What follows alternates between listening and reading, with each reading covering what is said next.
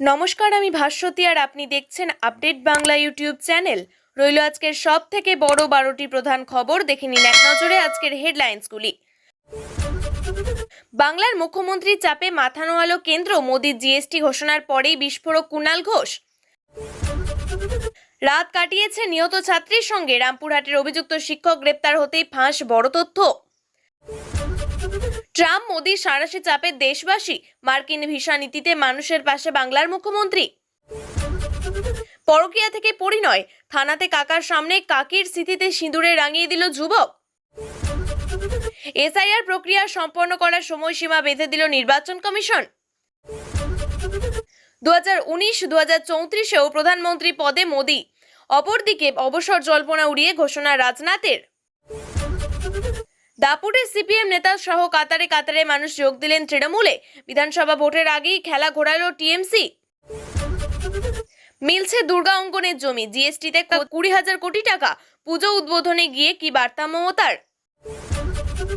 ভোটের আগে জেলায় জেলায় বীরভূম মডেল, কোন্তল ঠেকাতে ভরসা সেই কোর কমিটি। আদালতে প্রশান্তকে বিরূপ সাক্ষী বলল সিবিআই।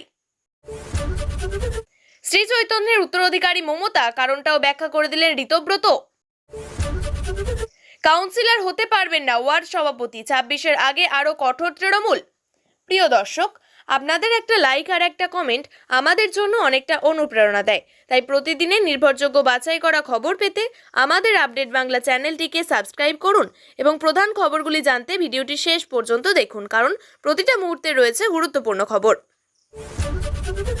প্রধানমন্ত্রী Narendra Modi next generation GST সংস্কারের ঘোষণার পরেই উত্তাল হলো বাংলার রাজনীতি। মোদীর এই পদক্ষেপকে স্বাগত জানালেও তার এই কৃতিত্ব তৃণমূল কংগ্রেস এবং রাজ্যের মুখ্যমন্ত্রী মমতা বন্দ্যোপাধ্যায়কে দিলেন তৃণমূল নেতা কুণাল ঘোষ। তার দাবি, মমতা বন্দ্যোপাধ্যায় লাগাতার আন্দোলনের চাপেই কেন্দ্র এই পরিবর্তন আনতে বাধ্য হয়েছে। কুণাল ঘোষ প্রশ্ন তোলেন, জিএসটির হারগুলো আসলে জনবিরোধী ছিল। মানুষ যে পণ্যগুলো ব্যবহার করে তার উপরে বেশি জিএসটি, স্বাস্থ্য এবং জীবন বীমার উপরেও বেশি জিএসটি, অথচ ধনী এবং অতি ধনীরা যে পণ্যগুলি ব্যবহার করে তার উপরে জিএসটি কম। এই ত্রুটিপূর্ণ নীতির বিরুদ্ধে মুখ্যমন্ত্রী মমতা বন্দ্যোপাধ্যায় প্রথম আওয়াজ তুলেছিলেন বলে জানান কুণাল। তার কথা, মমতা বন্দ্যোপাধ্যায় এই পদক্ষেপের পরই গোটা দেশ জেগে ওঠে। তৃণমূল নেতার অভিযোগ, কেন্দ্রের জিএসটি নীতি জনবিরোধী ছিল বলেই তাদের এই পরিবর্তন আনতে বাধ্য হয়েছে। তিনি বলেন, এই ত্রুটিগুলো তুলে ধরা এবং এই পরিবর্তন আনতে বাধ্য করার জন্যই কৃতিত্ব মমতা বন্দ্যোপাধ্যায়ের এবং এআইটিসির। রামপুরহাটে ছাত্রী খুনের ঘটনায় প্রথম থেকেই অভিযোগের তীর ছিল ওই শিক্ষকের দিকে।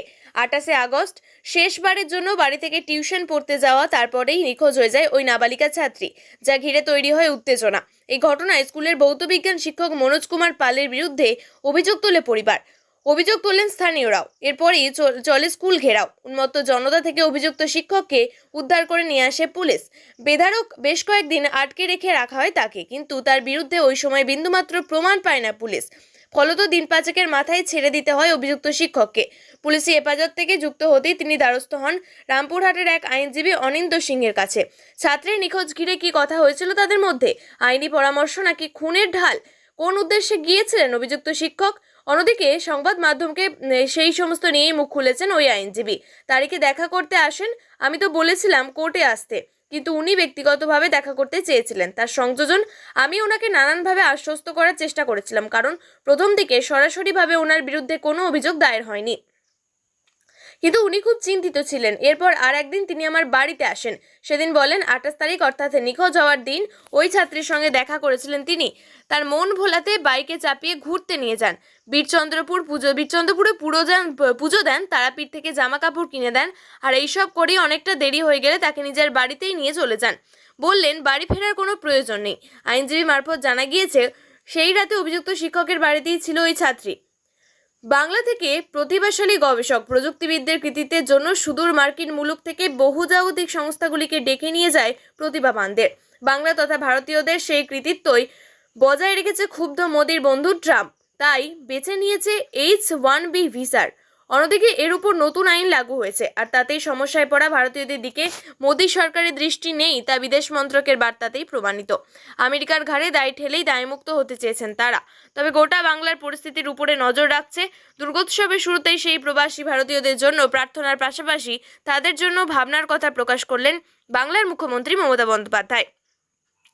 একদিনের নোটিশে $1 লক্ষ চাপানো হয়েছে H-1B ভিসাধারীদের উপর। কার্যত দিশাহারা মার্কিন প্রযুক্তি সংস্থাগুলি।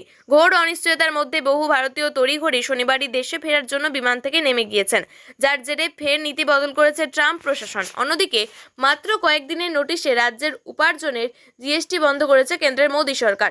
বাংলার বিপুল জিএসটি বকেয়ার পরে বন্ধ রাজ্যের আয়ের পথও। দেশে নেই কর্মসংস্থান, যার জেরে আমেরিকা ছেড়ে ভারতে ফিরতে চাইলেও বিপদে পড়বেন মার্কিন প্রবাসী ভারতীয়রা। উত্তরপ্রদেশের রামপুর থেকে এক চাঞ্চল্যকর ঘটনা সামনে এসেছে এবং সারা এলাকার আলোচনার জন্ম দিয়েছে। নিজের আপন ভাগ্নের সঙ্গে বিবাহ বন্ধনে আবদ্ধ হয়েছেন এক মাসি। এই ঘটনা ঘটেছে থানা চত্বরে। সেখানে পুলিশের সামনে মাসি তার ভাগ্নের গলায় মালা পরিয়ে দেন এবং ভাগ্নে মাসির স্মৃতিতে সিঁদুর পরিয়ে দেন। ঘটনার সূত্রপাত যখন হয়, ওই মহিলার স্বামী থানায় অভিযোগ দায়ের করেন। তার অভিযোগ, তার স্ত্রী এবং নিজের ভাগ্নের মধ্যে গত 3 বছর ধরে প্রেমের সম্পর্ক চলছিল। স্বামী জানান তিনি এই সম্পর্কের কথা জানতে পারেননি, কিন্তু যখন হঠাৎ করে সত্যিটা সামনে আসে তখন তিনি সম্পূর্ণ ভেঙে পড়েন। স্বামী আরও অভিযোগ করেন তার স্ত্রী এবং ভাগ্নে মিলে ষড়যন্ত্র করে এই কাজটি করেছেন এবং পরিবারের সম্মান নষ্ট করেছেন। অন্যদিকে ওই মহিলা এবং তার ভাগ্নে জানিয়েছেন যে তারা দুজনেই দীর্ঘদিন ধরে একে অপরকে ভালোবাসেন এবং সমাজ ও পরিবারের ভয়ে এতদিন তারা সম্পর্কটি প্রকাশ্যে আনতে পারেননি। থানায় বিয়ে করার উদ্দেশ্য ছিল পুলিশের উপস্থিতিতে সুরক্ষা পাওয়া এবং ভবিষ্যতে কোনো রকম বাধা এড়ানো। পুলিশ এই ঘটনায় হতবাক, কারণ এমন একটি ঘটনা ঘটেছে থানার ভিতরে যেখানে মানুষ সাধারণত সুরক্ষা ও ন্যায় বিচারের জন্য আসেন। পুলিশ এই ঘটনার তদন্ত শুরু করেছে। ভোটার তালিকায় বিশেষ নিবিড় সংশোধন বা এসআইআর প্রক্রিয়া সম্পন্ন করার সময়সীমা বেঁধে দিল নির্বাচন কমিশন। আগামী 9 দিনের মধ্যে এই কাজ সম্পন্ন করার জন্য সমস্ত মুখ্য নির্বাচনী আধিকারিকদের নির্দেশ দেওয়া হয়েছে বলে খবর।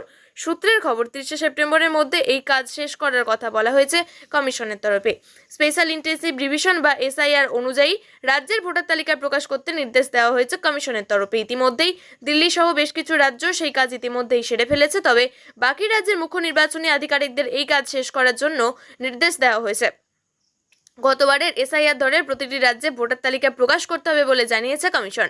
অন্যদিকে কমিশনের তরফে জানানো হয়েছে, শেষের বার রাজধানীতে এসআইআর প্রক্রিয়া শুরু হয়েছিল 2008 সালে, উত্তরাখণ্ডে হয়েছিল 2006 সালে এবং বাকি রাজ্যগুলিতে তা হয়েছিল 2002 বা 2004 সালে। তারপরে আবারও বিভিন্ন রাজ্যে এই প্রক্রিয়া হতে চলেছে। সদ্যই 75-এ পা দিয়েছেন প্রধানমন্ত্রী নরেন্দ্র মোদী। একই সঙ্গে রাজনৈতিক মহলে জোর চর্চা শুরু হয়েছে। 75-এ পৌঁছানোর পর এবার কি তিনি লালকৃষ্ণ আডবাণী বা মুরলী মনোহর যোশীর মতো মার্গদর্শক মণ্ডলীতে চলে যাবেন? বিজেপি অবশ্য সেই জল্পনা বারবার উড়িয়ে দিয়েছে। শনিবার ফের মোদীকে প্রতিরক্ষা মন্ত্রী রাজনাথ সিং মোদীর অবসর জল্পনা উড়িয়ে দিয়ে ঘোষণা করলেন 2029 তো বটেই, 2034 এমনকি তারপরেও প্রধানমন্ত্রী পদপ্রার্থী থাকবেন মোদী। সর্বভারতীয় সংবাদ মাধ্যমকে দেওয়া একটি সাক্ষাৎকারে বর্ষিয়ান বিজেপি নেতা বলেছেন, আজ বিশ্বের প্রথম সারির নেতারাও মোদীর পরামর্শ নেন। আমি এর আগে আর কোনো প্রধানমন্ত্রীকে দেখিনি জন্মদিনে এত রাষ্ট্রনেতার শুভেচ্ছা পেতে। রাজনাথ সিং বিজেপির বর্ষিয়ান নেতা, প্রাক্তন সভাপতি, নীতি নির্ধারকদের মধ্যে একজন। তিনি স্পষ্ট বলে দিয়েছেন, বিজেপির অন্তরে প্রধানমন্ত্রী নেতৃত্ব নিয়ে কোনো দ্বিমত নেই। রাজনাথের সাফ কথা, প্রধানমন্ত্রী পদে আপাতত কোনো ভ্যাকেন্সি নেই। 2029 তো বটেই, 2034 সহ আরও অনেক বছর বিজেপির তরফে প্রধানমন্ত্রী পদপ্রার্থী হিসাবে মোদীই থাকবেন। এই মুহূর্তে দেশ জুড়ে ভোট চুরির অভিযোগ তুলে আন্দোলনে নেমেছে বিরোধী শিবির। যদিও সেই সবকে পাত্তা দিচ্ছেন না রাজনাথ, তার সাফ কথা এসব ভিত্তিহীন। বিরোধীদের হাতে যদি কোনো প্রমাণ থেকে থাকে তাহলে আদালতে যাওয়া উচিত। বিধানসভা নির্বাচন 2026-এ দুয়ারে কড়া নাড়ছে। এর মধ্যেই দল বদল থেমে নেই। বাম নেতারাও তৃণমূলে যোগ দিলেন। দক্ষিণ 24 পরগনার কুলতলিতে বিরোধী শিবিরের বড় ভাঙন ধরালো তৃণমূল কংগ্রেস। শনিবার বিকেলে কুলতলিতে এক যোগদান সভায় এক ঝাঁক বিরোধী নেতা এবং কর্মীদের হাতে তৃণমূলের পতাকা তুলে নেয়। ওই তালিকায় উল্লেখযোগ্যদের মধ্যে আছেন SUCI নেতা সুধীর হালদার এবং CPM নেতা রমণী রঞ্জন দাস। অন্যদিকে যোগদান করে কেউ বলছেন মানুষের জন্য কাজ করতে চান, কেউ বলছেন সমর্থকদের সঙ্গে কথা বলে সিদ্ধান্ত নিয়েছি। সুধীরবাবু জানান, মানুষের পাশে থাকতে চাইলে আজ তৃণমূল কংগ্রেস একমাত্র ভরসা। বাম নেতা রমণী রঞ্জন দাস দীর্ঘ রাজনৈতিক জীবনে তিনি কংগ্রেসের থেকে শুরু করে CPM এর লড়াই করেছেন। 1990 সালে CPM এর প্রার্থী হিসাবে কুলতলি বিধানসভার প্রতিদ্বন্দ্বিতা করেছিলেন। পরে পঞ্চায়েত সমিতি এবং জেলা পরিষদের স্তরেও গুরুত্বপূর্ণ পদ থেকে তিনি কাজ করেছেন। এবার মানুষের মতামত নিয়েই তিনি তৃণমূল কংগ্রেসের যোগদানের সিদ্ধান্ত নিলেন বলে জানিয়েছেন স্থানীয় নেতা রমণী রঞ্জন দাস। বিকেল 5টায় জিএসটি নিয়ে জাতির উদ্দেশ্যে ভাষণ দিলেন প্রধানমন্ত্রী নরেন্দ্র মোদী। আর তার ঠিক ঘণ্টা দেড়েক পরে রাজ্যের মুখ্যমন্ত্রী মমতা বন্দ্যোপাধ্যায়ের মুখেও শোনা গেল সেই জিএসটির কথা। রাজ্যের ক্ষেত্রে আর্থিক ক্ষতি সত্ত্বেও মানুষের স্বার্থে নতুন কাঠামোয় সায় দিয়েছেন তিনি। শনিবার থেকে প্যান্ডেল উদ্বোধনে বেরিয়ে পড়েছেন মুখ্যমন্ত্রী। মহালয়ায় পুজো নয়, তিনি উদ্বোধন করেছেন প্যান্ডেল, কিন্তু মহালয়ার দিন শারদ উৎসবের উদ্বোধনে রবিবার চেতলা অগ্রণীতে চলে যান তিনি। পুজোর আনন্দের পাশাপাশি মুখ্যমন্ত্রীর মুখে শোনা যায় জিএসটির কথাও। এদিন তিনি বলেছেন, যে যাই বলুক, এটা কাচের মতো স্বচ্ছ যে কুটির এবং অনুসারী শিল্পে আমরাও 1 নম্বরে। উৎপাদন শিল্প নিয়ে আমাদের কাউকে জ্ঞান দিতে হবে না, ওটাতেও আমরা 1 নম্বরে। 100 দিনের কাজে 1 নম্বরে ছিলাম, তাই আমাদের এখন আর টাকা দেয় না, বাংলার বাড়ি টাকা দেয় না। পিএইচ এই টাকা 90% আমরাই দিই। শুধু অনুদান নয়, বিমা থেকে জিএসটি হটানোর কাজেও একমাত্র বাংলার প্রশাসনের ভূমিকা রয়েছে, সেই কথাও বলেন তিনি। মুখ্যমন্ত্রীর কথায় বিমাতে জিএসটি নেওয়া যাবে না, এই মর্মে ভারতবর্ষে প্রথম চিঠিটা লিখেছিলাম আমি। আমাদের অর্থমন্ত্রী জিএসটি কাউন্সিলের বৈঠকে তা নিয়ে লড়াই করেছিলেন, তবে এখন যখন এটা লাগু হলো তারপরেও তাতে কিন্তু কেন্দ্রের কোনো অবদান নেই। এই নিয়ম আনতে গিয়ে আমাদের 20,000 কোটি টাকা ক্ষতি হয়ে গেল। অন্য সকল রাজ্যগুলোরও হয়েছে, কিন্তু তারা তো ঘুরপথে পেয়ে যাবে, আমরা তো পাবো না। আমাদের 1,92,000 কোটি টাকা এখনো দেয়নি। এদিন বাঙালি অস্মিতা নিয়েও সরব হন মুখ্যমন্ত্রী।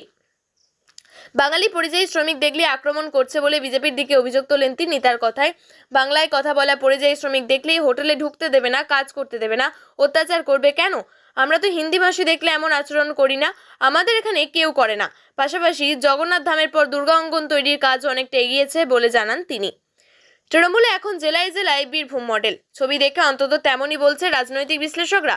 গোষ্ঠীদ্বন্দ্ব সামলাতে জেলা স্তরের পর এবার ব্লকেও কোর কমিটি। সোজা কথায় ব্লক স্তরে খোলন চোটেই একেবারে বদলে ফেলা হচ্ছে। খোদ বীরভূমের সিউড়ি ব্লক 2 নম্বরতে কোর কমিটি করে দেওয়া হয়েছিল, আর এবার সাগরদিঘি লালগোলা ব্লকে নেতৃত্ব বদল হয়েছে। লালগোলা ও সাগরদিঘি ব্লক সভাপতি পদ তুলে দিয়ে 6 এবং 7 সদস্যের কোর কমিটি গঠন করে দেওয়া হয়েছে।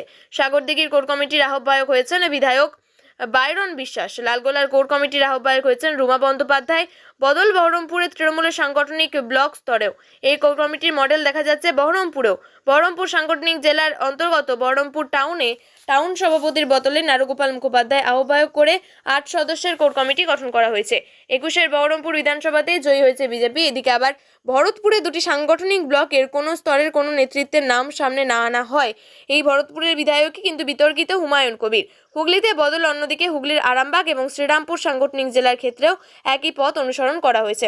দীর্ঘদিন থেকে শ্রীরামপুর সাংগঠনিক জেলার বলাগড়ে তৃণমূল বিধায়ক মনোরঞ্জন ব্যাপারীর সঙ্গে এলাকার তৃণমূল নেতাদের দ্বন্দ্ব প্রকট হয়েছে। প্রিয় দর্শক, নিয়মিত সঠিক খবরগুলি সঠিক টাইমে পেতে সাবস্ক্রাইব করুন আপডেট বাংলা চ্যানেলটিকে। ধন্যবাদ।